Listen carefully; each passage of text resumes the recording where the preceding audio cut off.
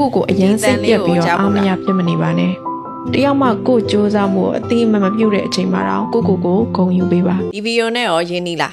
positive affirmation တွေနဲ့ကိုဘွားကိုပြောင်းလဲလိုက်အောင် အဲ့ခုနကပြခဲ့တဲ့အတန်ဖိုင်နေဗီဒီယိုတွေကပုံမှန်ထက်ကြည့်တဲ့သူတွေပုံများခဲ့တဲ့နားထောင်တဲ့သူတွေပုံများခဲ့တဲ့ audio recording တွေပဲဖြစ်ပါတယ်တကယ်လို့ကြည့်တဲ့သူကကိုယ့်ရဲ့အချိန်အများစုကိုအလုပ်လုပ်ရင်းနဲ့ပဲဖြစ်ဖြစ်တစ်ခုလုပ်နေရင်းနဲ့ပဲဖြစ်ဖြစ်အတန်နေ podcast တွေနားထောင်ရတာကိုသဘောကျတယ်ပြီးတော့ Ollie ရဲ့အတန်နဲ့လည်းရင်းနှီးပြီးတော့ Ollie နဲ့အနီးကပ်ရှိချင်တဲ့သူတွေပေါ့နော်အဲ့လိုမျိုးသူတွေအတွက် recommend ပေးချင်တဲ့ audio library တစ်ခုရှိပါတယ်အဲ့ဒါတော့ Return to Come season 1 audio library ပဲဖြစ်ပါတယ် YouTube channel တွေ podcast တွေအများကြီးရှိတယ်ဘာလို့ Return to Come ကို join တင်တာလဲ